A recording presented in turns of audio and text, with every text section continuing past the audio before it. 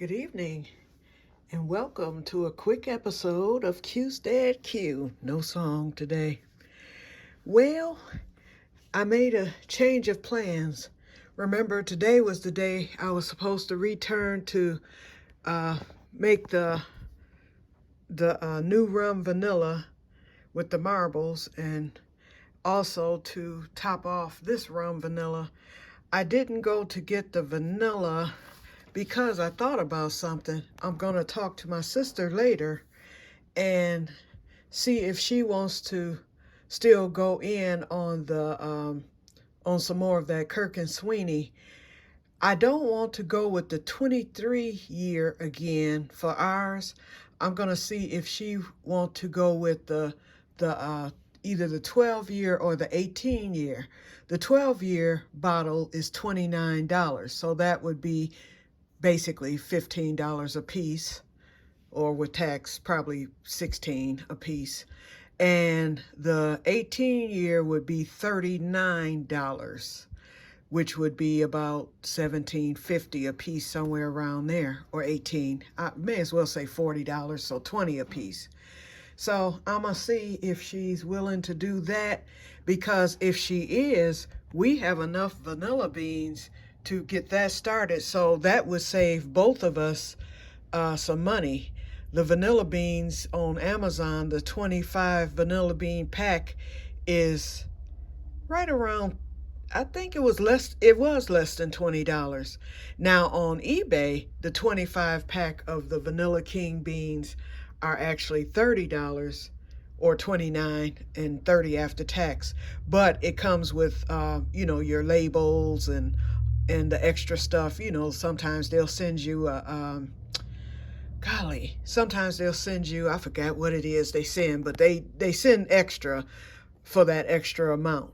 But yeah, I was like, I don't need all that extra stuff. I have my own labels and stuff like that. So when I saw them for under 20 for the same amount of vanilla beans and same quality on Amazon, I hurried up and snagged those. But anyway, there's 20 beans left in the pack.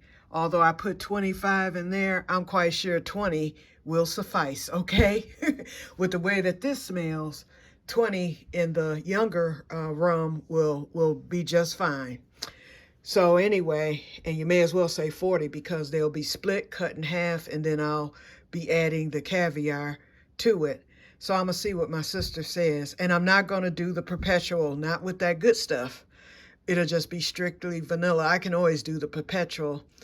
Now, I opened I wanted to show you, I opened that new thing of honey last night to make the perpetual vanilla. And here it is. Looks pretty good too. It has the color of the honey in it, and you can see it looks kind of, not slimy, but it just looks kind of gooky. So we'll see what this turns out to be as it extracts. I'll smell it in a few days, but I am doing the shake for today. Yep, because I'm not sure about that with that Grey Goose. And then let me shake this. Oh yeah, the good stuff. This stuff is almost black. It's so dark. But look, when I tell you, I wish there was smell-o-vision. If you could smell that, it's so rich, and I mean, the smell is just outstanding. I can't even begin to describe. And then I'm still shaking this. And the reason why all these vanillas are on my counter, they will be put up next Wednesday at the 2-week mark. And that's because that helps me to remember to shake the newer vanillas. So these 3 will be put in fact, they're going to be in my laundry room here. Ooh, I'm glad I came in here, because I just washed and the washer has stopped. Let me cut on the light. Okay, anyway, yeah, this is the cabinet. Oops, not this one, because I have my laundry stuff in here. Oh, it'll go in this cabinet where I have my ball jars. I'm going to move that one, and then right here on this bottom cabinet, I could fit 2 with the ball jar still there. And that little one can go right where those gloves are. So I'm gonna use this cabinet because I do not want the smell of the laundry detergent, which I can smell, to even permeate nowhere near the vanilla. Okay, so that's where that's gonna go. And here's that bag for those of you who saw our fishing trip the other day when we snuck that bass. This is the bag we snuck it in. Washed up good. So I hate I had to go out of business because you would see if you had a Quirky Q bag, you can wash it, dry it, and it comes out looking new. I'll have to get the fuzz from around it, and I'm going to fix that lining in it, but I washed it today. Okay, so alrighty. And here's that other shelf, since I'm in here, that I was telling y'all about on yesterday, where I keep the pots and pans and all that. So this is the other shelf that I have that's like that one in the seed starting room. And that's where we're headed, because that's what this short video is about. Okay, let's go in there. And I don't have on any clothes today, so I'm not coming on camera. I'm wigless. I got on my PJs. I'm just relaxing. I was going to start the seeds today, but I'm actually going to wait until tomorrow to start the seeds because I'm soaking my seed starting mix.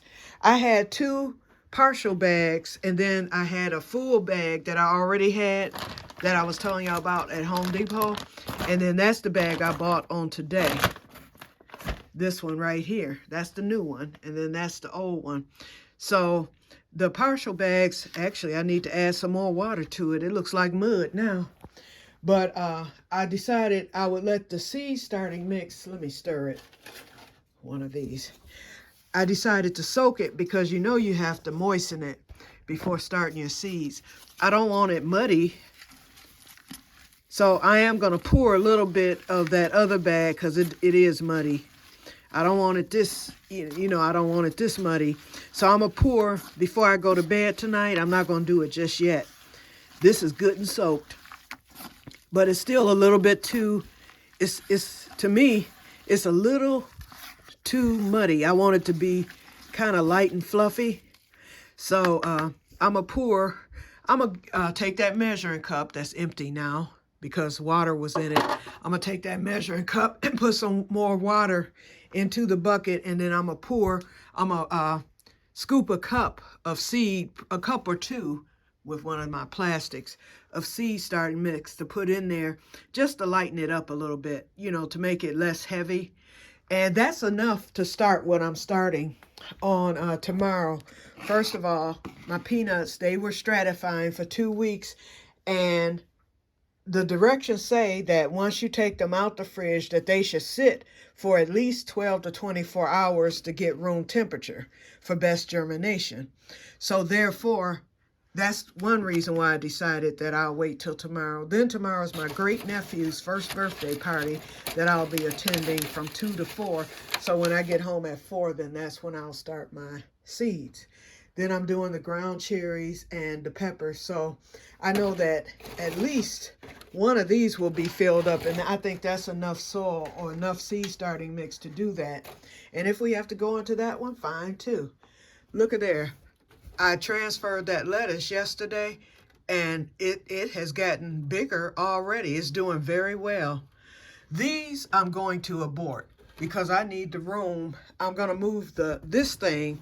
I'm going to move it over to the corner. It'll still get light, I think, with that grow light being on. And you know what, y'all? I forgot the extension cord. That's what I went to get. I know I have one around the house here somewhere. So I'll just find one around the house because I am going to need the second seed light as well, because I want that going too for extra light, especially with those peppers. But anyway, this is going to be slid up under this, and then I'll be putting my heating mat there to germinate those seeds. But the lettuce has to be moved, so I can abort these two. They're not going to do anything. They may. I might take the the Grand Rapids one, I'll abort altogether. But the Grand Rapids one, I might just stick it, I got my little planting stick here. I might just take that out and stick it in there with that, because this is a big enough bag that if it continues to thrive, it'll be okay. Hope I don't kill it in the meantime, because I almost killed it before and I got it to come back So hopefully I can get it in there and it'll take off. We'll see.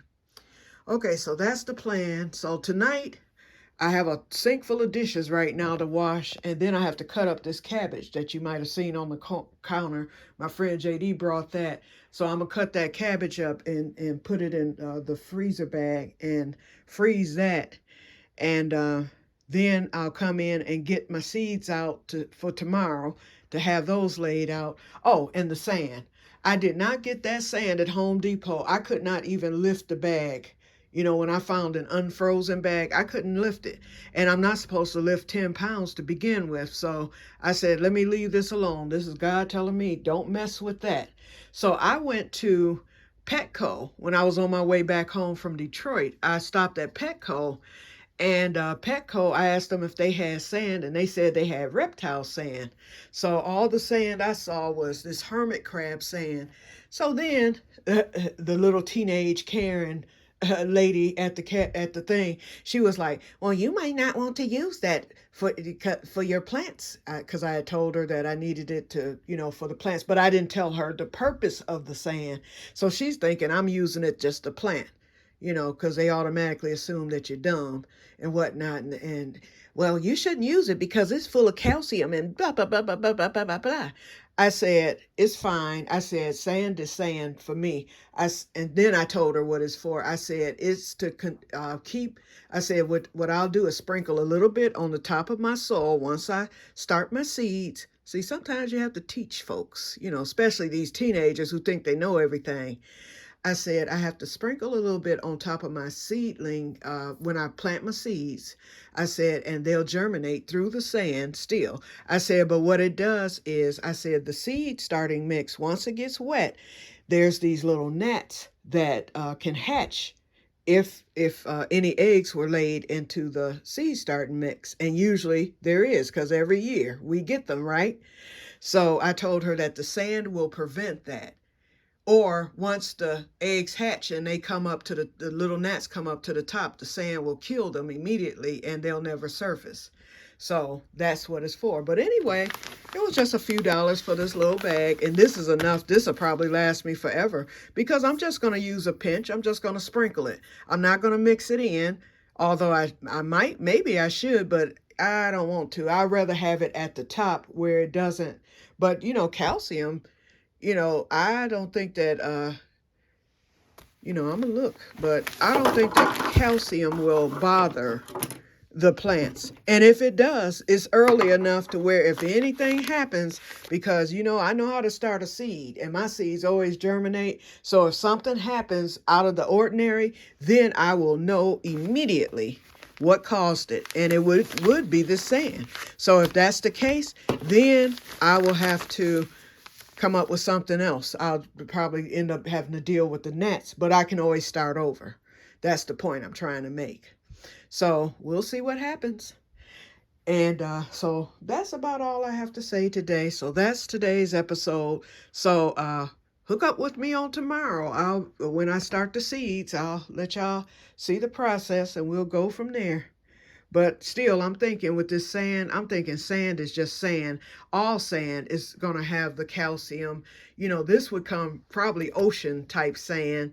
And the sand that we're buying in the store, all sand come from, like, I guess the beach or wherever sand comes from. I really don't know. I guess I need to research sand. But sand is sand. Now, that's one thing I can say. I mean, they might have added the calcium to it. I don't know. Or they might have, this is white sand, so this might have come from the Caribbean somewhere. I just don't know. We getting ready to find out. I'm taking y'all right on this journey. Okay, so I'm rambling again, so we have 15 minutes, so let me get off of here because this should upload fast. So I will talk to you guys later, and may God bless you all. See you tomorrow. And hello, Renee. Hello, Hickabilly, and anyone else who has taken the time to watch this crazy video. Bye-bye.